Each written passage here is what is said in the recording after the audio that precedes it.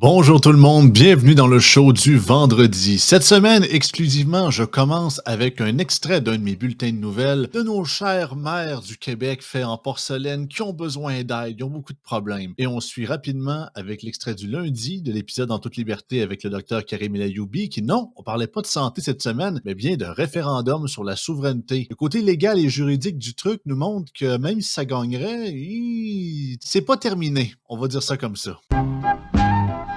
Geneviève estime qu'il y a urgence d'agir. Les formations, données par des avocats, sont insuffisantes à son avis. Ça prend un code de conduite. C'est quoi le respect? C'est quoi l'incivilité? Comment faire de la communication non violente envers nous? Comment bien communiquer? OK. Comme d'habitude, j'ai l'impression que nos élus enfants martyrs prennent le problème à l'envers. Mais à ma grande surprise, celui qui a plus mis le doigt sur le bobo, c'est le fils de Jean Charest. Je me demande si la politique, ça a déjà été facile en démocratie. Je pense que c'était pas facile avant, puis c'est surtout pas facile. Moi, je sens l'émotion de la mairesse, je la sens sincère, puis on peut pas être indifférent. Maintenant, cela étant dit, il n'y a pas de manuel ou de code de conduite, encore moins de baccalauréat universitaire pour être maire, premier ministre, conseiller municipal ou élu. Il y a deux choses qui sont importantes à mon avis. D'un côté, il y a la préparation. La préparation, c'est pas simplement le staff, l'organisation de campagne, c'est son noyau dur, c'est sa famille, c'est ceux qui nous aiment, qui nous suivent, qui nous accompagnent. C'est essentiel en politique. L'autre aspect, c'est la façon dont les élus se comportent les uns par rapport aux autres. Et ça, c'est à tous les niveaux de palier de gouvernement. Les élus doivent trouver un équilibre qui est franchement pas évident entre le fait ça a changé dans les dernières années? Ça a changé parce que, peut-être en partie parce que le tempo, la vitesse médiatique a changé. Il faut répondre tout le temps, constamment, réagir. On a assez peu de temps pour réfléchir. Il faut toujours être sur le qui-vive. Et ça, je pense que c'est difficile pour certains élus, puis on peut le comprendre. 2 points. Les médias, la famille. Sur la réalité des médias d'aujourd'hui, c'est qu'ils ne les lâchent pas d'une semelle et que ça prend beaucoup de courage, de colonne et de vivacité d'esprit pour leur faire face en tout temps. Encore plus pour aller à contre-courant du narratif qu'ils veulent créer. Plusieurs n'en sont pas capables. Donc, c'est une première cause de ces démissions de masse, mais pas la seule. La famille maintenant.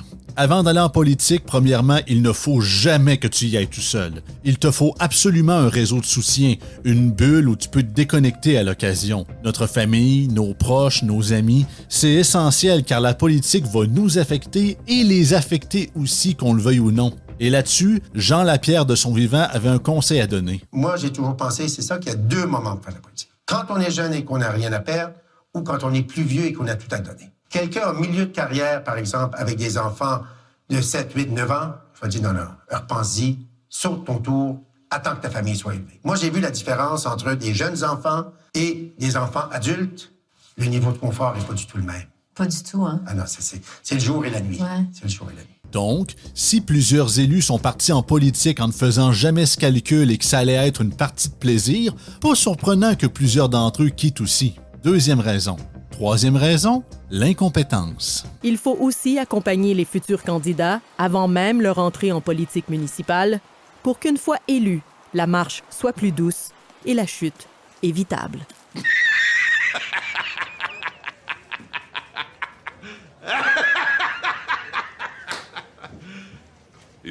Vous, quand vous postulez pour un poste de cardiologue dans un hôpital, est-ce que vous vous attendez à être accompagné dans les premiers 6 mois avec un autre docteur qui guide votre main durant vos opérations à cœur ouvert? Oui, je comprends, nous sommes en démocratie, n'importe qui peut se présenter et ça peu importe ses compétences ou son background. Mais calvaire, informez-vous au minimum avant de faire le saut. Oui, le chemin de Compostelle, tout le monde est libre de le faire, mais soyez pas surpris que vous vous effondrez durant la première semaine parce que vous êtes même pas préparé au défi. Les formations sont là comme outils complémentaires, mais par défaut, le système assume que si vous vous êtes rendu là, c'est que vous savez un peu comment faire votre travail. T'avais quand même Paul Saint-Pierre Plamondon qui montait tranquillement, qui a bien saisi l'opportunité lorsqu'il y avait eu la voleuse de pamphlets. Et Mais quand tu penses que l'avenir du Québec pourrait, tu sais, des fois on parle de, excuse-moi de te couper, mais tu sais, des fois on écoute les Retours vers le futur ou peu importe, tous les films reliés au voyage dans le temps, puis on dit comme un moment dans l'histoire que si telle personne fait pas telle affaire, tout change. Quand tu penses parce que c'est une fille qui a volé un dépinant d'une boîte aux lettres, tu te dis my God! Mais il faut quand même être conscient qu'au Québec, c'est très difficile de se défaire de cette Ah question-là. non, c'est ça, tu peux pas, you're in or you're out. Là, tu sais, avoir une position, là, on essaie d'avoir une troisième option que tu vas parler dans quelques instants, mais c'est ça, dans le débat constitutionnel, tu ne peux pas avoir de position là-dessus au Québec, c'est quasi impossible. Absolument pas. Et la troisième option, elle est beaucoup en ce moment occupée par la CAQ, la Coalition Avenir Québec. Donc, c'est assez...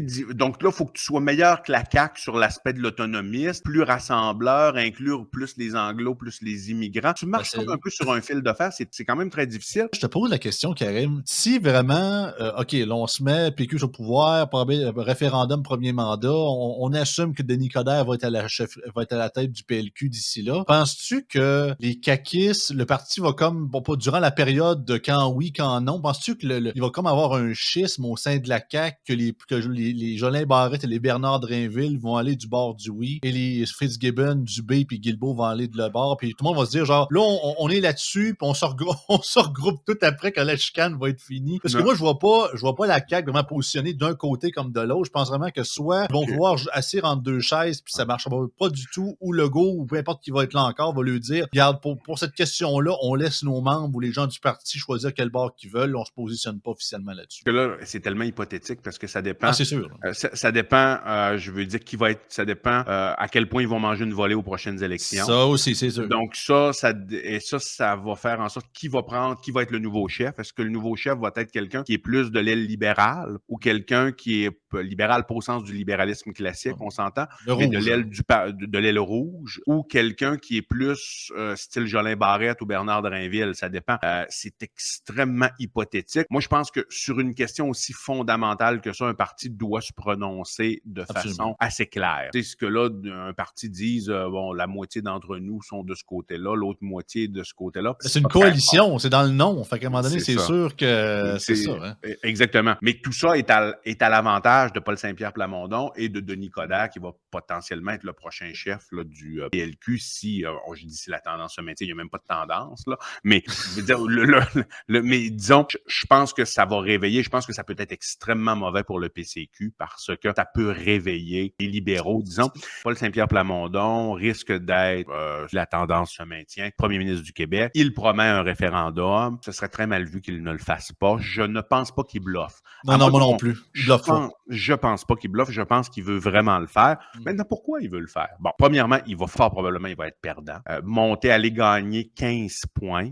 Maintenant, on est quoi? 34-35 %. Donc, gagner 15 à 16 points, ça va être extrêmement difficile, compte tenu naturellement de la démographie actuelle du Québec. Premièrement, s'il était gagnant, ce serait à 50,3 versus 49,7. OK? Donc là, tu fais quoi avec le 1 sur 2 qui reste? Là, tu divises un peuple de façon énorme. C'est pas comme les Catalans qui ont une volonté très intrinsèque du peuple de séparer. Le gouvernement chrétien a saisi la Cour suprême et il a dit, qu'est-ce que vous pensez de ça? Parce qu'il n'y a rien, selon nous, dans la Constitution qui prévoit une sécession, mais il n'y a rien qui l'empêche vraiment. C'est ça. Donc là, à partir de ce moment-là, comment on peut se baser? Donc, tu demandes aux plus hauts juristes du pays de se prononcer là-dessus. Le 20 août 1998, la Cour suprême, les questions qui étaient posées à la Cour suprême, c'est à savoir, puis là, je les ai justement ici. L'Assemblée nationale, la législature ou le gouvernement du Québec peut-il, en vertu de la Constitution du Canada, procéder unilatéralement à la sécession du Québec au Canada?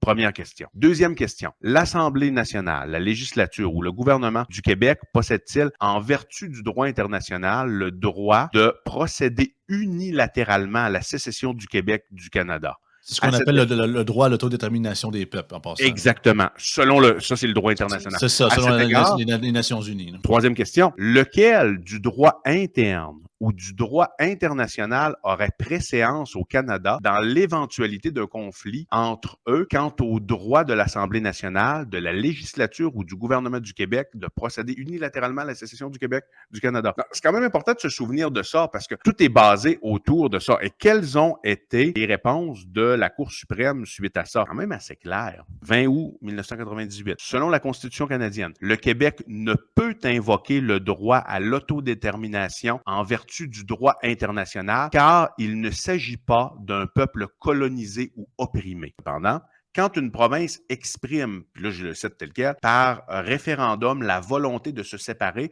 le gouvernement fédéral et les autres provinces ont l'obligation de négocier avec elle. Ils ont l'obligation de négocier. Bon, tu as l'obligation de négocier. Pour négocier, OK? Pour négocier, 2 critères doivent être présents. Ces critères-là sont jugés par qui? Par la Chambre des communes, selon la loi sur la clarté référendaire qui a, suite à ce jugement de la Cour suprême là. La question posée doit être claire. Après ça... Claire selon le fédéral, je tiens à le préciser. Ben, c'est la Chambre des communes qui décide si elle est claire ou pas. Ben, c'est ça. Parce qu'autant que d'un côté, on peut dire c'est de bonne foi, puis tu as tout à fait raison, faut pas que la question, peu importe le référendum, sur n'importe quoi, faut pas que ça soit ambigu, faut pas que ça soit un peu qui laisse des points, des angles morts ou quoi que ce soit, ou qui suppose certains trucs qui le sont pas. Encore là, hey, ouais. Pas que je suis pas prêt à croire qu'ils n'ont pas de bonne foi. C'est juste que je me dis, même si ça serait la question la plus claire que pas, j'ai le feeling qu'au fédéral, ils vont encore dire que c'est pas assez clair. C'est juste ça. Et le résultat doit être clair. Oui, ça, c'est correct. Mais c'est quoi un résultat clair? 50,3 c'est un résultat clair? Ben, c'est ça, parce que tu parlais des Catalans tantôt. C'est ça, c'est qu'ils ont voté à 90%, puis l'Espagne a fait I don't care. Ils peuvent ignorer les résultats. C'est pour ça que, comme tu le dis, la question est légitime. Qu'est-ce qu'un résultat clair? La seule logique que je verrais, c'est un peu dans les décisions du Parlement de Westminster, quand c'est vraiment des décisions importantes, souvent ils font ce qu'ils appellent des votes aux 2/3.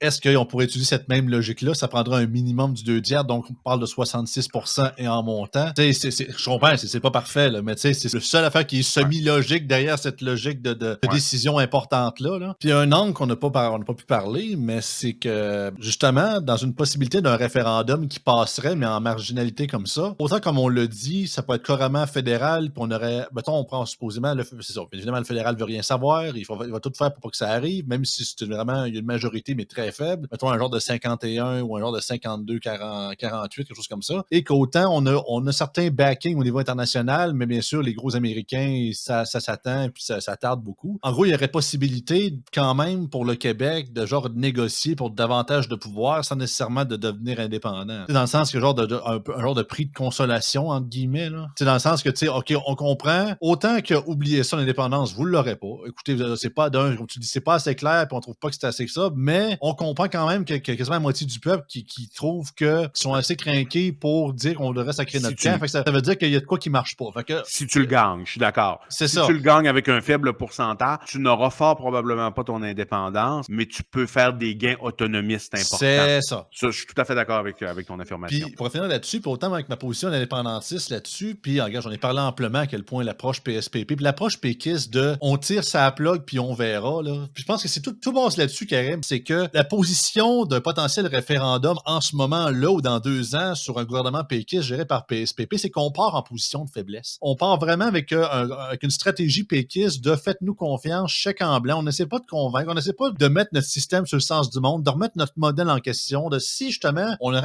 fabule, mais un gouvernement péquiste ou whatever, indépendantiste qui se dit OK, ben avant de vouloir sacrer notre camp, un peu comme un général ou un général américain a déjà dit un jour, que je me rappelle plus de son nom, même un Jordan Peterson qui l'a dit, avant de vouloir changer le monde, commence par faire ton lit le matin. Fait que c'est un peu ça, dans le sens qu'avant de vouloir te séparer, commence par gérer tes affaires puis régler tes trucs. Après ça, OK, on a prouvé dans notre enclos, entre guillemets, provincial, qu'on est capable de gérer. On l'a prouvé. Les gens, voici les résultats. That's it. On est capable de gérer tout ça. Let's go, bading, badang, pow. Puis le monde embarque. Puis après ça, le potentiel d'un référendum gagnant, c'est quasiment une question secondaire parce que le monde embarque dans le mouvement. Mais là, c'est pas ça. C'est qu'on sait qu'on est dans la chenoute puis c'est plus un genre de vite avant qu'on soit assimilé ou vite, c'est notre dernière chance pour les vieux caribous de réaliser leurs rêves sans même vouloir prouver au peuple québécois qu'on est capable de gérer nous autres mêmes de manière justement libérale et démocratique. Ben, l'attitude autonomiste, c'est ça, en réalité. C'est ça. Et tu sais, je veux dire, ultimement, si t'es capable de t'émanciper de la péréquation, d'avoir une économie forte, je veux dire, d'avoir une croissance économique permet d'être autonome sur le plan économique, d'avoir une forme de souveraineté énergétique aussi. C'est ça. À partir de ce moment-là, d'avoir des systèmes qui fonctionnent bien, que ce soit santé, éducation, qui sont très solides et qui n'ont pas besoin je veux dire, de l'aide du fédéral. À partir de ce moment-là, je veux dire, ton État, il est à peu près formé. Parce que on prend l'exemple inversé. L'Alberta est en Christine meilleure position pour déclarer l'indépendance que le Québec. Ben oui. Si le Québec aurait justement, c'est lui qui donnerait de la péréquation aux autres provinces, ce serait pas lui qui en recevrait. Justement, leur économie roule, taux de taxation très bas, c'est quasiment eux autres le money machine du pays. Autant que je comprends que le fédéral voudrait pas non plus encore moins qu'ils sacent le camp, parce que toujours au lendemain, ils ont plus de cash, quasiment. On enchaîne avec Jacinthe Varel, qui revenait sur la consultation que le gouvernement du Québec a mis en ligne sur le troisième lien et le transport en commun structurant pour la ville de Québec, qui est un petit peu broche à foin. Puis également, elle commente le fait qu'on a une perte de la croissance économique à la ville de Québec pour la première fois en 20 ans. Passer au travers là, du questionnaire, puis tu parlais justement des questions qui étaient peut-être un peu plus sujettes à interprétation, mais je l'ai devant les yeux ici, là, la question dont tu parlais. Dans quelle mesure êtes-vous favorable à la mise en place d'un réseau structurant de transport en commun, soit un réseau de transport en commun majeur proposant divers moyens de déplacement, permettre de transporter beaucoup de personnes de manière confortable, efficace, fiable et attrayante dans la communauté métropolitaine de Québec? Et là, entre parenthèses, on ajoute on prend les villes de Québec, Saint-Augustin-de-Desmaures, l'ancienne-Lorette, la ville de Lévis, ainsi que les MRC de la Jacques-Cartier, de l'île d'Orléans et de la Côte-de-Beaupré. Il y a plusieurs enjeux dans cette question-là. Là. Tout d'abord, I smell bullshit, pour être bien franc. Là. Parce que, tu sais, confortable et attrayant, on s'en sac, ça va-tu plus vite que mon char? Est-ce que ça coûte pas cher l'utiliser? C'est ça, les deux points principaux. C'est secondaire, à la limite, le confort. Vous allez me dire, non, c'est pas secondaire, Joey. Vous savez ce que je veux dire. Là. Mon but, c'est pas de dire qu'il n'y a pas de siège dans ce transport-là. J'entends ces arguments-là, puis on dirait que c'est le maire marchand qui me chicote dans les oreilles en arrière. On dirait que c'est tous ces arguments qui nous sortent depuis quasiment 1 an et demi, 2 ans. Puis, tu sais, quand on fait la liste des secteurs autour de Québec, comme Saint-Augustin, l'ancienne-Lorette, ville de Lévis, les MRC de la Jacques-Cartier, l'île d'Orléans, Côte-de-Beaupré, on sous-entend que le réseau de transport structurant desservirait ces régions-là, alors que dans les faits, le projet qui a été suspendu touchait 19 km linéaires de la région de Cap-Rouge, la Pointe-Sainte-Foy, donc Cap-Rouge, Pointe-Sainte-Foy, Sillery et centre-ville de Québec, avec une bretelle là, qui s'en va un peu vers Limoilou. C'est ça, c'est 19 km linéaires. Donc, quand on parle d'un réseau de transport structurant, puis on nomme ces agglomérations-là ou ces municipalités-là, ces villes autour de Québec, on sous-entend qu'elles vont être incluses, mais je trouve qu'on met ça gros. Bon, en dernier, quand il était question de ce projet-là, on parlait d'avoir une phase 2, une phase 3, une phase 4, mais donc oui, on pourrait dire, ben oui, mais dans la phase 4, tout le monde va être impliqué là-dedans, mais est-ce qu'on écrit dans la question d'ici 2070, tu sais, d'ici l'année 2070, là, parce que D'ici qu'on ait des voitures volantes.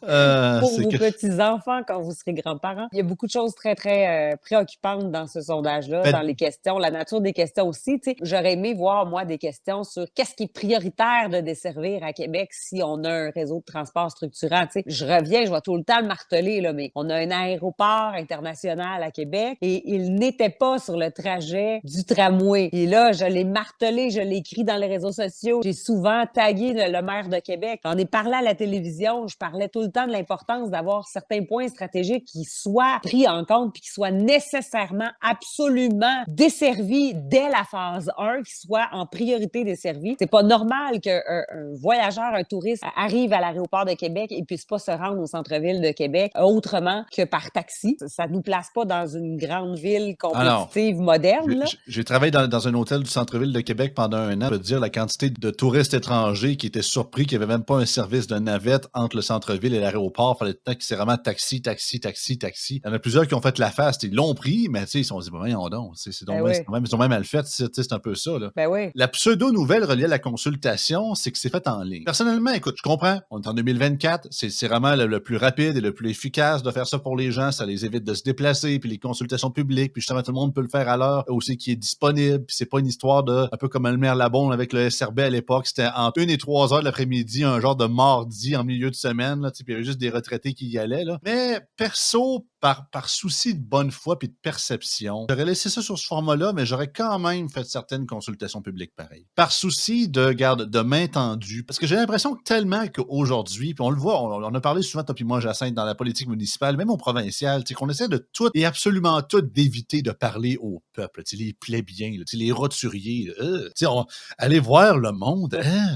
Non, on va aller voir des organismes subventionnés, on va aller voir des maires et des conseillers. Puis je dis pas de pas le faire. Oui, les maires et les conseillers municipaux, ça reste des gens qu'il faut consulter. Mais voir le simple gens, on dirait que c'est quasiment rendu radioactif en politique aujourd'hui. C'est comme le monde, c'est une gang de gnochons. Qu'est-ce qu'il y aurait à nous dire? Le côté public de la politique, de représentativité du peuple et de rendition des comptes, j'ai l'impression qu'elle n'est plus là. Ça m'amène quand même à rester dans la région de Québec pour te parler de l'autre sujet, parce qu'il y a un article qui est sorti hier au sujet du fait que c'est un rapport du Conference Board du Canada qui a identifié Québec comme la seule région en décroissance au Canada en 2023, avec une baisse de son PIB de 0,4 %. Donc, c'est la première fois en 20 ans que la région de Québec est en décroissance en 2023. Première fois en 20 ans qu'on est en décroissance à Québec. La moyenne dans la province de Québec est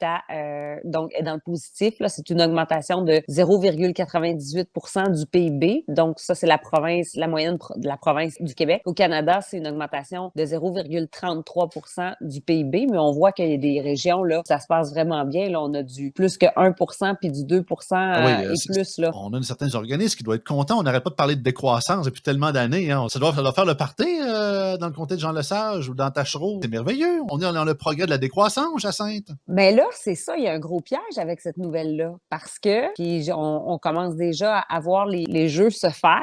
Le piège qui nous guette, c'est de dire, voyez-vous, si on mettait en branle le projet du tramway à Québec, ça générerait des belles retombées économiques pour la région de Québec. Et là, l'injection de fonds publics dans un projet de transport structurant comme le tramway permettrait aussi de l'injection de capitaux privés dans la construction de tours à condos le long du trajet du tramway. Et là, c'est des milliards et des milliards d'argent public et privé qui seraient investis dans la région. Et là, on aurait une belle croissance économique pour la région de Québec. Mais ça, c'est un piège parce que si on tombe dans ce piège-là, on est en train de dire que l'économie de notre région repose sur l'injection de fonds publics. C'est grave. Si on n'a pas d'injection de fonds publics... C'est artificiel aussi. Ben oui. C'est quasiment comme un addict qui dit « Ah, tu sais, je suis en mode désintoxication. » Une autre ligne de coke, s'il vous plaît, une autre ligne de coke pour faire un petit bout. Là. Après ça, on s'en reparlera dans 10 ans. Là. Un autre. Ça aide pas, au contraire. Au début, moi, je me posais la question, pourquoi on a des entrepreneurs en construction qui nous disent qu'ils attendent rien que le tramway pour faire le Christi de projet immobilier alors qu'on est en pénurie de logements, que anyway, ils vont faire du cash.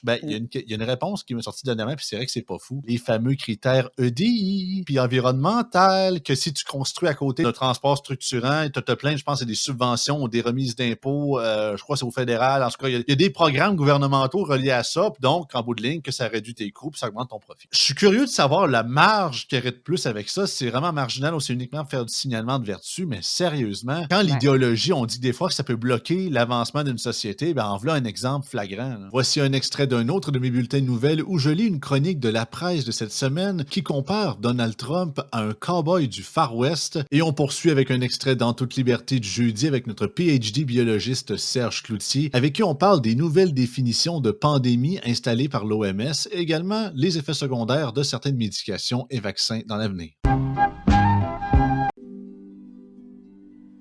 Bonjour à tous, ici Joseph de l'Aubéline et voici votre lecture du jour. Aujourd'hui, chronique du journal La Presse intitulée « Le candidat hors la loi » par Mathieu Bellil.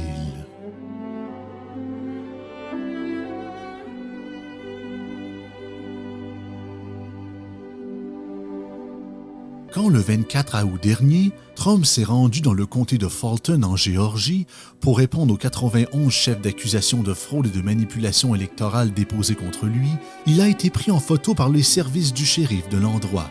Sa photo d'identité judiciaire, le mugshot, a fait le tour du monde. C'était la première fois de l'histoire des États-Unis qu'un ancien président faisait l'objet d'une telle procédure. La mine sombre et renfrognée de Trump révèle un homme en colère, Calice, qui a décidé de jouer jusqu'au bout le rôle du hors-la-loi. Il suffit en effet d'ajouter au-dessus de son portrait le mot « Wanted » ainsi que la promesse d'une prime généreuse et la chasse aux renégats peut commencer, comme à l'époque de Jesse James. Sauf que dans cette histoire, c'est Trump qui touche la récompense. Dans les 5 jours suivant la diffusion de cette photo, sa campagne amasse 7,1 millions de dollars en dons. Depuis lors, l'image fait aussi l'objet d'une mise en marché lucrative et savamment orchestrée. T-shirts, affiches, tasses à café, jetons non fongibles, NFT, etc. Pour le bien des Américains, à tort ou à raison, Trump apparaît comme un individu fort et indépendant qui ne s'embrasse d'aucune des règles habituelles et affirme sans gêne sa singularité. Au sein de l'élite new-yorkaise où il a grandi, on s'est toujours moqué de lui parce qu'il ne maîtrisait pas bien les codes, ne possédant pas la bonne éducation, et il s'est habitué à faire cavalier seul, à concevoir sa vie et sa carrière selon le principe du « moi contre tous ». Parce que quand tu fais pas partie de la gang, t'es automatiquement un trou de cul. Il se comporte en mésadapté, en misfit, dont les manières brutales forcent tout le monde à se plier à lui. Même son teint, exagérément bronzé, rappelle le visage buriné par le soleil des Lonesome Cowboys. Pensons à John Wayne, vedette de films western. En tabarnak! Peut-être poser la question, parce qu'il y en a qui sûrement qui vont y penser, puis ça, je le sais, supposément, c'est-tu vrai, ça, que l'OMS a justement changé la définition de pandémie durant celle de la COVID pour comme plus faciliter des politiques, je dirais, liberticides. En tout cas, c'est un truc que j'avais entendu, là. J'ai aucune idée si c'est vrai, je te pose la question. Avant, il y avait comme certains critères spécifiques, comme tu dis, un certain taux de mortalité, le fait que ça durait, je pense, plus qu'une certaine période, puis ça touchait plusieurs places à la planète. Mais là, supposément qu'ils ont changé carrément de définition, que les critères sont beaucoup plus minimes pour déclencher un peu les genres de tous les trucs d'urgence. Ouais, non, c'est pas faux, ça. Ça, c'est vrai, là. Je veux dire, ils ont changé leur définition. Puis, tu sais, faut comprendre aussi que l'OMS, tu sais, genre, ont besoin de fonds des pays qui les Américains. Fait que c'est ça. Fait que eux, tu sais, sans dire qu'ils créent une pandémie ou qu'ils créent, que c'est eux qui sont derrière et qui tirent les ficelles, ils ont besoin de l'argent. Fait que donc, ils ont besoin de générer une crainte pour justifier leur financement puis leur job. Ça, c'est vrai. Tu sais, quand ils disent on n'est pas prêt ou on n'a rien appris de la COVID, mais c'est parce qu'à un moment donné, c'est un peu de votre faute, là. Tu sais, vous avez politiser une maladie, vous avez politisé quelque chose qui devrait pas être politique. Quand il y a une pandémie, quand il y a une épidémie, quand il y a une nouvelle maladie, tu sais, c'est la science qui doit prédominer, puis c'est pas genre, lui, ce médecin-là, il nous critique, donc c'est ça, la science du doute, le doute légitime, pas la science qui devient quasiment genre hashtag la science, là, non, ben c'est ça. Hashtag les experts, là. On est plus dans le dogme que nécessairement dans la remise en question, puis la saine discussion, là. Exactement, puis tu sais, pendant la pandémie de COVID, c'était, bon, c'est nous qui décident qu'est-ce qui est bon, qu'est-ce qui est pas bon, puis lui, on l'aime pas, donc sa solution est pas bonne. Lui, ce président-là, on l'aime pas, donc son vaccin, on l'aime pas. Puis là, finalement, il perd, finalement, on aime son vaccin, qui est rendu le vaccin. Là, dans une pandémie, il faut qu'il y ait plusieurs idées, il faut qu'il y ait plusieurs solutions, il faut qu'il y ait plusieurs idées, puis de trucs qui se cognent, qui pourraient être capables de, bon, ben ça, il y a un peu de vrai ici, il y a un peu de vrai là, ça, c'est pas tout à fait. Fait que, il faut vraiment que tu aies plein d'idées qui se mettent en commun, donc il faut avancer ensemble plutôt que de dire moi j'ai raison, toi t'as tort, donc ma solution est bonne, ta solution est pas bonne. Tu sais, c'est pas une critique de genre tel traitement avant la COVID est bon, t'es pas bon, ou tel. Peu importe, là, au niveau des vaccins, au niveau des médicaments, il n'y aura jamais rien qui est efficace à 100%. OK? Je dis ça, c'est impossible. Il y a des maladies que vraiment on a découvert les remèdes, puis à cette heure, on parle de. Je sais qu'il y a encore certains cas, c'est pas à 100%, ça sera jamais 100% éradiqué, mais on parle par exemple de la lèpre ou le scorbut ou des affaires de même, des maladies d'un autre temps que justement à cette heure avec les antibiotiques, ça a révolutionné le monde médical puis le monde de la médecine humaine. Fait que c'est des trucs qu'on voit quasiment pas jamais. Mais t'as absolument raison. Le hic avec celui de la COVID, beaucoup, puis la raison pourquoi beaucoup de monde était suspicieux, c'est qu'à quel point c'était fait tellement rapidement, puis aussi que, c'est ça, disons qu'avec la nouvelle technologie ARN messager, que c'est la première fois qu'on s'en servait d'un scale aussi important, disons qu'il y en a beaucoup qui ont posé des questions, puis il y a plusieurs qui ont eu raison en bout de ligne d'être un petit peu suspicieux, puis c'est pas anti-vax. Non, mes chers amis, là. Même moi, là, j'étais au Nicaragua, j'ai pris mes vaccins contre la malaria, puis l'hépatite B quand j'étais TQ, puis tout le monde aussi, c'est juste que celui-là spécifiquement, il était un peu plus louche que les autres, c'est juste ça. Puis c'est Non, non, mais c'est principalement ça. pour les personnes plus âgées que ça allait aider le plus. That's it. Moi, c'est la manière que je vois ça. Non, c'est ça, c'est exactement. Mais de toute façon, il y aura toujours des effets secondaires. Puis je pense que c'est Yann qui le disait cette semaine, justement, tu sais, que si tu as une chance sur 100 d'avoir la maladie, puis l'effet secondaire, c'est 1 sur 10 000, ben, tu sais, je veux dire, tu sais, le vaccin va être avantageux. Tu sais, si c'est 1 sur 10 000 d'être malade, puis 1 sur 100 d'avoir, ou 1 sur 1000 d'avoir un effet secondaire, tu y penses 2 fois. Mais tu sais, même les antibiotiques, tu sais, des gens qui vont être allergiques à un antibiotique, donc tu peux pas leur donner ce produit-là pour telle maladie. Donc, il faut que tu aies plus qu'une alternative. Et quand tu arrives, tu te dis, il y a un seul vaccin, puis c'est aucun traitement, puis c'est juste ça qu'il faut. Quand tu multiplies ça par des millions et des millions et des millions de doses, même si c'est un effet secondaire sur 100 000, ben, je veux dire, vu qu'on a tellement donné de doses, ben, c'est normal à un moment donné qu'il y en ait plus, tu sais. Comme à tous les vendredis, on termine la semaine avec Sensei Pascal, qui nous a fait une profonde réflexion en lien au film La poursuite du bonheur avec Will Smith. De voir qu'ils sont des jeunes enfants privilégiés, prend tout pour acquis à cet âge-là, que la bouffe, ça naît dans un garde-manger, puis tout ce que tu as à faire dans Le ta jambon, vie, ça pousse dans les arbres. Ouais, mais tout ce que tu as à faire, c'est de te plaindre qu'il ne reste plus de jambon, puis que ta petite sœur a fini les biscuits, puis c'est le plus grand gramme de ta vie, c'est ça. Alors que, comme disait ma mère, tu as le cul plein. Ah non, puis écoute, mais t'en as fait des voyages, Pascal. Moi, quand j'ai fait mon 18 jours au Nicaragua pour voyage humanitaire, j'ai adoré mon expérience, mais je te dirais que quand je suis revenu chez moi, juste mon matelas puis ma douche, disons que je me sentais quasiment au paradis. Là. Je me dis, C'est tabarouette. ça le but. C'est exactement ça le but. Mais c'est de vous affranchir du matériel. C'est pas vrai que vous avez besoin de ce que vous avez autour de vous autres. Là. Regarde en arrière de moi, là, j'ai à peu près. Je suis seul ici, là. J'ai à peu près 350 cossins là, qui ne servent à rien. Là. J'ai de l'espace de trop comme être humain. Puis ça, c'est pas de la progression, c'est de la régression. De l'accumulation. L'accumulation de votre confort n'est pas une indication de progression dans votre vie, c'est une indication de régression. On parle,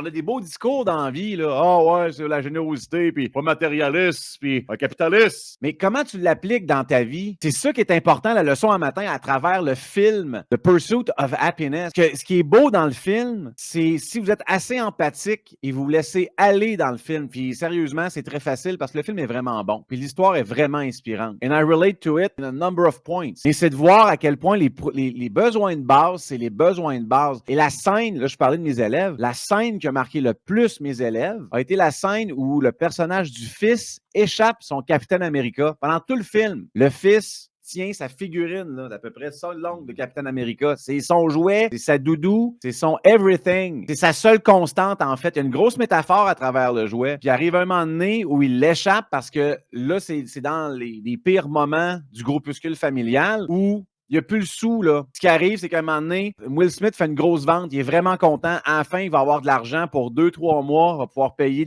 un loyer très modique. Il a assez d'argent pour acheter l'épicerie. Il a assez d'argent peut-être pour avoir un logis dans un motel cheap, mais au moins un toit stable pour son fils. Il arrive à la banque et se rend compte que du 650$ qu'il vient de vendre, l'impôt, il en prend 625. Il en reste 25. C'est pas juste ça, l'important.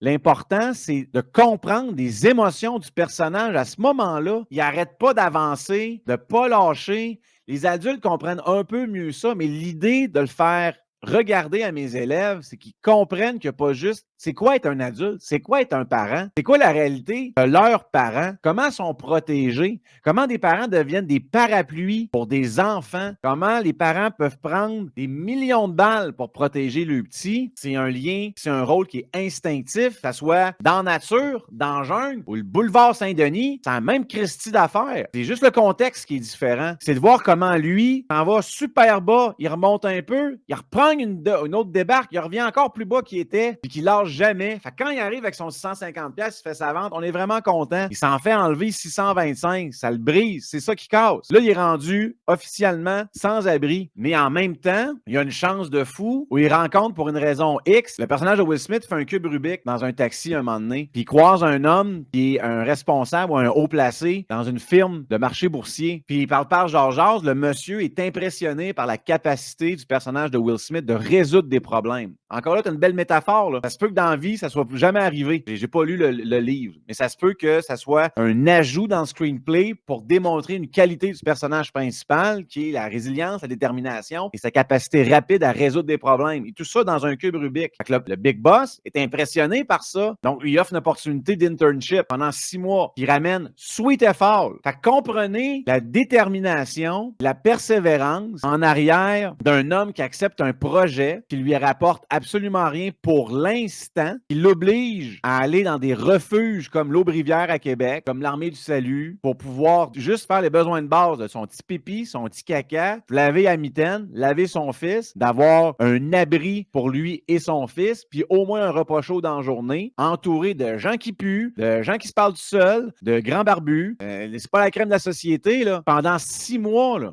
Essayez d'imaginer ça, là. Puis comment le patron, lui, t'as se demandé si dans le film, il se doute pas que cette personne-là est dans cette situation-là et que toutes les invitations par la suite sont des tests. Il arrive un moment où un des patrons ou le même patron demande à Will Smith 5$. Et c'est tout ce que Will Smith a dans ses poches. Puis le gars, il est riche, là. Puis Will Smith, il remet son 5$. Tu vois dans sa tête, là, à quoi qu'il pense, puis à tout qu'il pense. Mais il donne pareil. Peut-être pour de multiples raisons. Une de celles-là, c'est peut-être que malgré toute sa situation, c'est un homme qui reste généreux, qui se donne. Puis c'est comme ça que ses valeurs sont fondamentalement soudées. Il me reste une chemise avec une manche, je vais te la donner, pour me ramasser avec une chemise pas de manche. Puis c'est ça qui est ça. J'en ai pas, puis je vais te donner du peu que j'ai. Et c'est drôle parce qu'à la fin du film, je vais pas vous battre je sais que je suis en train de vous compter le film. Spoilers!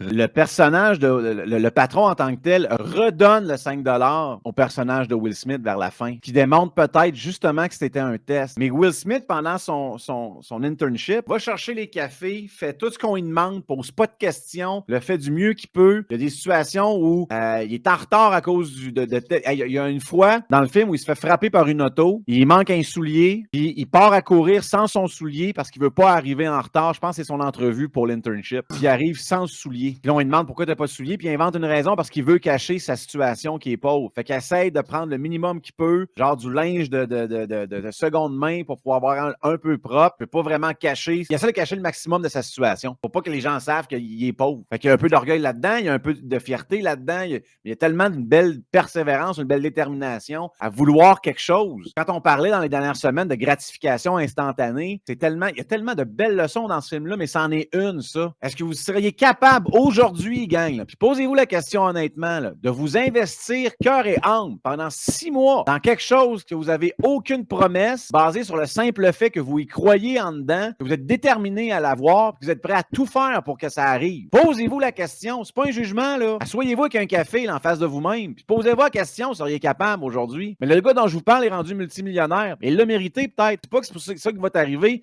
puis que le but à atteindre, c'est d'être multimillionnaire, là. Pas ça, là. Ouais, le but à atteindre, c'est pas d'être millionnaire. Le but à atteindre, c'est de te réaliser comme personne. Faire quelque chose que t'aimes. T'as juste une vie à vivre, de faire ce qui se passionne. Puis c'est pas grave, il y a des risques, là. Puis si vous êtes bien entouré là, dans votre couple, dans votre famille, là, les gens qui vous entourent, votre conjoint, votre conjointe, là, vont vous appuyer là-dedans. Ça sera pas, ben là, qu'est-ce qui va nous manquer? Non. Mais que le film nous apprend, c'est Christy, si tu veux de quoi, là, au pire des pires, tu vas te ramasser dans un refuge, Christy. Le pire des pires, tu vas avoir vécu cette expérience-là dans ta vie. Ton enfant va avoir vécu cette expérience-là dans ta vie. Puis le beau là-dedans, c'est le rôle du père qui, à tous les jours, essaie de faire ça comme un jeu pour son fils, pour y épargner la conséquence psychologique. Ces séquences-là me font penser au film La vie est belle. C'est ça. Moi, tout, j'avais pensé à la même affaire. Si vous ne vous souvenez pas, c'est un film qui a été oscarisé, je ne sais pas combien de fois. Roberto Benigni, qui est devenu une superstar à travers ce film-là. Si vous ne l'avez pas vu, c'est un film qui va vous faire broyer. Mais c'est un film sur la Première Guerre mondiale. Deuxième Guerre mondiale, où il y a un père qui est dans un camp de concentration, puis pour éviter les horreurs du camp de concentration, invente à son fils que tout ça est un jeu, transforme tout en jeu, puis garde toutes les souffrances pour lui, pour protéger son fils. Si vous ne broyez pas pendant ce film-là, vous êtes juste pas vivant. C'est tout pour cette semaine. Sachez que les En toute liberté sont du lundi au vendredi gratuitement sur YouTube et sur Spotify. Et si vous voulez en savoir plus sur mes bulletins de nouvelles et les avoir entièreté, j'en fais 4 par semaine. Allez sur patreon.com/isénéchal et abonnez-vous. Bon week-end tout le monde.